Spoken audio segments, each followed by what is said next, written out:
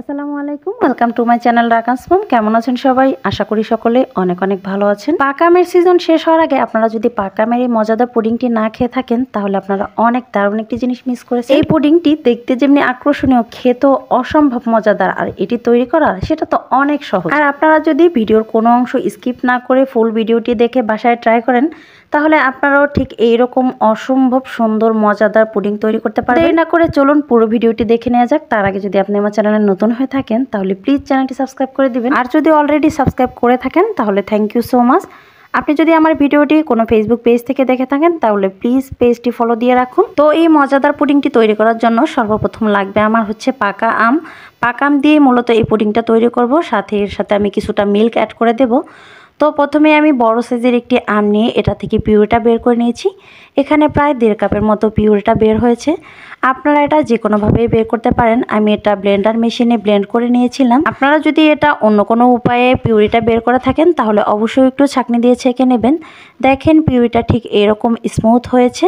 এটা অবশ্যই ছাঁকনি দিয়ে ছেঁকে নিতে হবে। তো এরপর হচ্ছে আমি চুলায় একটা প্যান বসিয়ে দিয়েছি। প্যানের মধ্যে আমি আমের পিউরিটা দিয়ে দিয়েছি। পিউরিটা দেওয়ার পূর্বে অবশ্যই আপনারা এটা একটু মেপে নেবেন। আমি এখানে 1.5 কাপের মতো পিউরি দিয়েছি, কারণ হচ্ছে পিউরির সমপরিমাণ আমি এর সাথে মিল্ক অ্যাড করব। এখন আমি এর সাথে অ্যাড করে দেব ঘন করে জাল করে রাখা 1.5 কাপের মতো মিল্ক। তো এই মিল্কটা আপনারা চাইলে পাউডার মিল্কও ইউজ করতে পারেন, সেক্ষেত্রে এটাকে অবশ্যই লিকুইড করে নিতে হবে। এক্ষেত্রে অবশ্যই আপনারা ঠান্ডা মিল্ক ইউজ করবেন। এক্ষেত্রে কিন্তু গরম মিল্ক কখনোই ইউজ করা যাবে না। তো মিল্কটা দেওয়ার পরে আমি হচ্ছে এর সাথে অ্যাড করে দেব আগার আগার পাউডার। এখানে আমি 2 চা চামচ পরিমাণ আগার আগার পাউডার অ্যাড করেছি। অবশ্যই কিন্তু এই পুডিংটার ক্ষেত্রে আগার আগার পাউডার অ্যাড করতে হবে, না হলে কিন্তু আপনার পুডিংটা জমবে না। তো এগুলো দেওয়ার পরে আমি সমস্ত উপকরণগুলো খুব ভালো করে মিশিয়ে নেব।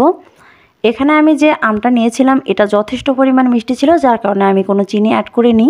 পুডিংয়ে যদি আপনাদের মিষ্টির পরিমাণটা একটু বাড়ানোর প্রয়োজন হয় সেক্ষেত্রে আপনারা একটু চিনি অ্যাড করতে পারেন, কিন্তু সেক্ষেত্রে লক্ষ্য রাখতে হবে আপনাদের অবশ্যই কিন্তু আমটা টেস্ট করে নিতে হবে। সবকিছু খুব ভালো করে মিশানোর পরে তবেই কিন্তু আমি চুলাটা অন করব। কোথায় কিন্তু আগে যদি আপনারা চুলাটা অন করেন তাহলে হচ্ছে দেখা যাবে সবকিছু লেগে যেতে পারে। তো অনবরত নেড়ে চেড়ে আমি সবকিছু মিশিয়ে এরপর হচ্ছে চুলাটা অন করে দিয়েছি। অনবরত নেড়ে চেড়ে এগুলোকে আমি জাস্ট বলক আসা পর্যন্ত অপেক্ষা করব। এটাকে বেশিক্ষণ জাল করার প্রয়োজন নেই, জাস্ট বলক আসা পর্যন্ত অপেক্ষা করলে হবে। আমি এটাকে জাল করে নিচ্ছি, দেখেন, কিন্তু অনবরত নেড়েচেড়ে দিতে হবে, না হলে নিচের দিকটা লেগে যেতে পারে। কারণ হচ্ছে যেহেতু আমি আগার আগার পাউডার দিয়েছি সুতরাং নিচের দিকটা লেগে যেতে পারে। আমার জীবনে তৈরি করা সবচেয়ে সহজ পুডিং হচ্ছে এটা হচ্ছে বড়রা না, শুধু ছোট একজন মানুষও এটা তৈরি করতে পারবে। আমার ভিডিওটি যদি আপনারা ফলো করেন তাহলে যে কেউ এই পুডিংটা তৈরি করতে পারবে। তো কথা বলতে বলতে এই পিউরিটার হচ্ছে বলক এসে গেছে। এটা অনেকটাই ঘন, সো এটাকে বেশিক্ষণ জাল করার প্রয়োজন নেই, জাস্ট 2-3 বার বলক আনলেই চলবে। এ পর্যায়ে আমি চুলাটা অফ করে এই পুডিংটা সেট করার প্রস্তুতি নেব। তো চুলাটা আমি অফ করে দিয়েছি। এই ছোট বাটিটাতে আমি হচ্ছে এই পুডিংটা সেট করব। আপনারা যে কোনো মোল্ডেই এটাকে সেট করতে পারেন, কিন্তু সেক্ষেত্রে আপনারা হচ্ছে একটু যদি তেল ব্রাশ করে নেন তাহলে এই পুডিংটা সহজেই মোল্ড আউট করা যাবে। তো আমি সামান্য পরিমাণ তেল ব্রাশ করে নিয়েছিলাম।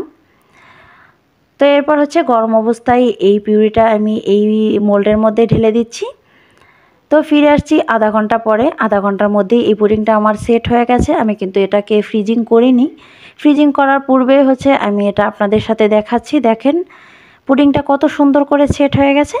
এবার হচ্ছে আমি একটা ছুরির সাহায্যে এটাকে মোল্ড আউট করে নেব। দেখেন কত সহজে এটা মোল্ড আউট হয়ে গেছে। তো এরপর হচ্ছে এটাকে ছুরির সাহায্যে ঘুরিয়ে ঘুরিয়ে আমি এটাকে মোল্ড আউট করে নিচ্ছি। মোল্ড আউট করার পরে দেখেন এটা লুকটা কতটা সুন্দর হয়েছে। এটা দেখতে যেমনি সুন্দর, খেতেও কিন্তু অসম্ভব মজাদার ছিল। এই পুডিংটা বাচ্চাদের জন্য অনেকটা বেশি স্বাস্থ্যকর। পাকা আমের সিজন থাকতে থাকতে আপনারা এই পুডিংটি যে কোনো সময় বাচ্চাদেরকে তৈরি করে দিতে পারেন। এটা বাচ্চাদের পাশাপাশি বড়রাও খুবই পছন্দ করবে। তো আজকের ভিডিওটি ভালো লাগলে প্লিজ লাইক, কমেন্ট ও শেয়ার করবেন। ভালো থাকবেন, সুস্থ থাকবেন। আল্লাহ হাফেজ।